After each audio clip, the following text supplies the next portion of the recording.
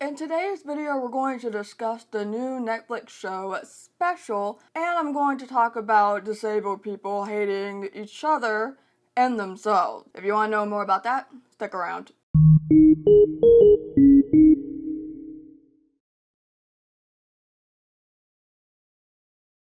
Hi, hello, how are you? Welcome back to another Film Milk Fridays, and if you are new here, I am a deaf woman who talks about deafness, disability, amongst other things, and we have a series on this channel called Film Fridays where I talk about movies and TV shows that talk about disability, deafness, mental health, or they have characters who are supposed to be part of these things. We talk about how accurate it is in terms of representation and things like that. So today we're going to talk about this new Netflix show called Special. It is about a man named Ryan who has cerebral palsy, and he's gay, and he just goes about his life trying to be an adult on his own. It is written by Ryan, who plays the character Ryan, and in real life, he is gay and he is disabled. He actually does have cerebral palsy. Let's go down my list of bullet points telling you certain things that happened and what I think about them, and then we will move on to the big conversation about ableism. So one of the things that you see at the beginning is Ryan trips and falls in front of this kid, and when he gets up, the kid is telling him that he's walking funny, and he tells him that he has cerebral palsy, and the kid is screaming and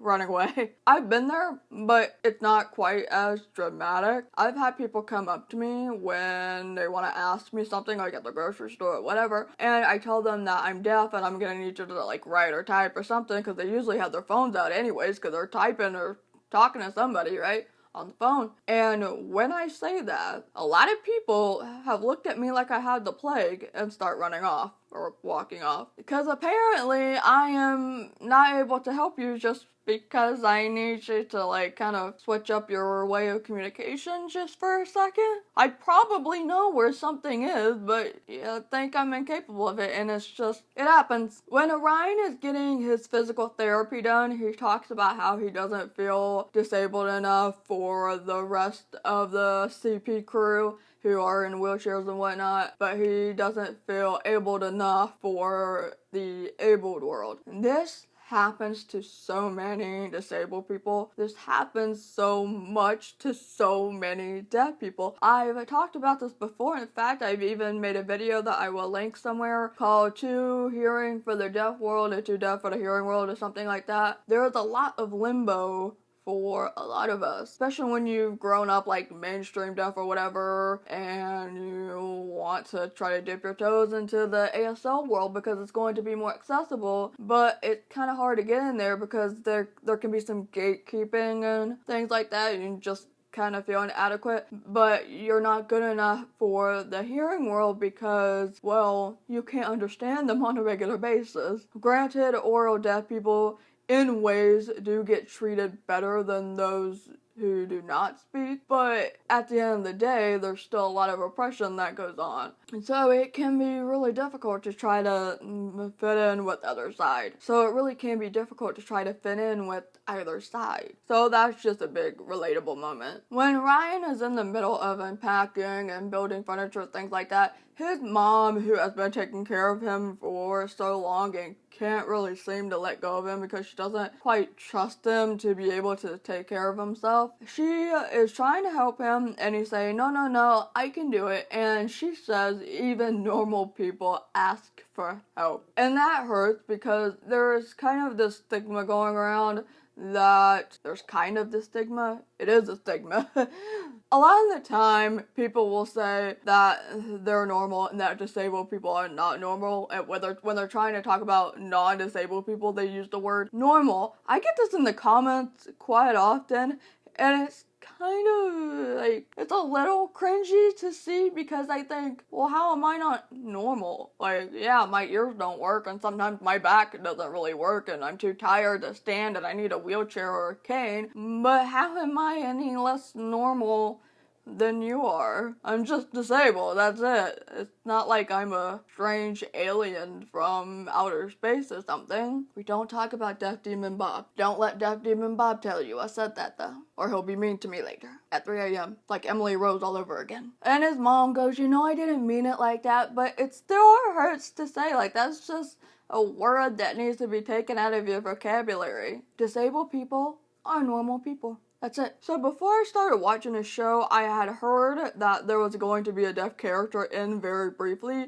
and then I completely forgot about it by the time I was watching it, and then boom, hey, there's a deaf man that comes in. Yes, the deaf character is actually deaf, and the thing with Ryan and the deaf guy is they're on a blind date, because Ryan's boss is an ableist jerk, and was planning this whole thing for a reason. But the thing is, this guy, I forget his name, he comes to the table and he brought an interpreter with him. So when Ryan sits down, he already sees the guy sitting at the table and he's speaking because he's hearing, actually. And the guy goes, oh, I'm not your date. This guy is. So the first guy is acting as the interpreter, and first of all, he's not even really a professional interpreter. He looks like he's just the deaf guy's friend because he's in complete casual clothing, not even business casual, just kind of in attire that looks like mine. It's very weird. But also, who the hell would bring an interpreter to a blind date like that? You know what? There's probably somebody who has. There's probably a few people that have.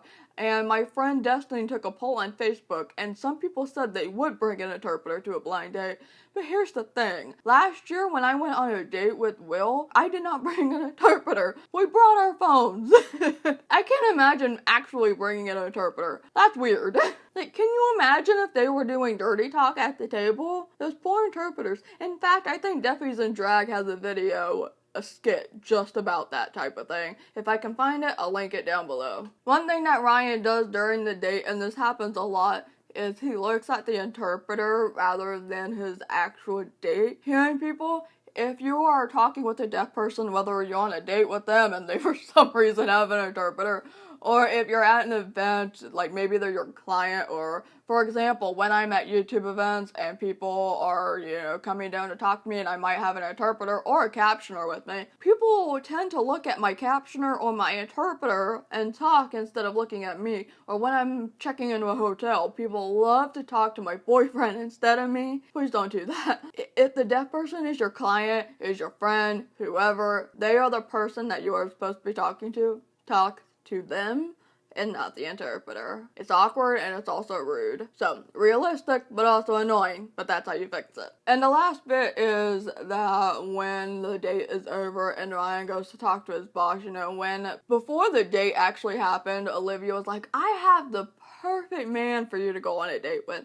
And of course she chose the deaf man who does not speak, because it's like, oh, well, if you're disabled, you should probably be dating your own kind, or it's a thing that ableist people or people who display ableist behavior like to do. But you know what kind of hurt me more than that is when Ryan himself shows internalized ableist behavior and says, I can do better than a deaf man. And I was like, damn, that stings a little bit. And I mean, I can't say it's not realistic. It is. Ryan himself admitted that when he was in high school, he had a lot of internalized ableism and lateral ableism, which means that, you don't like other disabled people and you might think that you're better than them. You might not consider yourself disabled and think that you're better than all the other ones, right? I personally have been there. I will admit it. I think I've talked about it before, and it's not something that I'm proud of. I would be like, oh, I'm better than so-and-so, or like, I hear better than this other deaf person, or like, I'm not like the other disabled people with other disabilities, and just, it's not a good trait.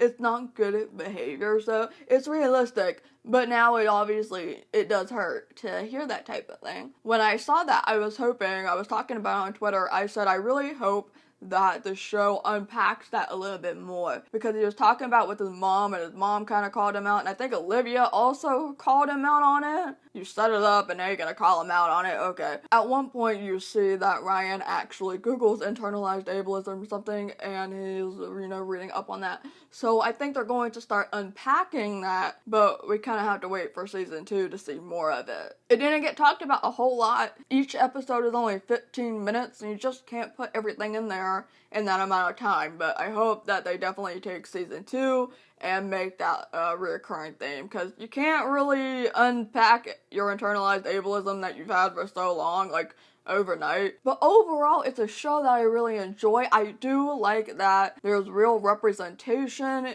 authentic representation, so it's a step in the right direction, and hopefully we get even more representation, not only just with disabled people, but disabled people of color and others like that. Get more of it. Give us more. But yeah, funny, good show. Go watch it on Netflix if you have it. If you've seen it, let me know what you think of it down below in the comments. Let's have a conversation about it. If you would like to help translate this video, I would definitely appreciate it. It's a big load of help. I'll have a translation link down below in the description box. As always, thank you very much for taking the time out of your day to watch this video, and I will see you later. Bye.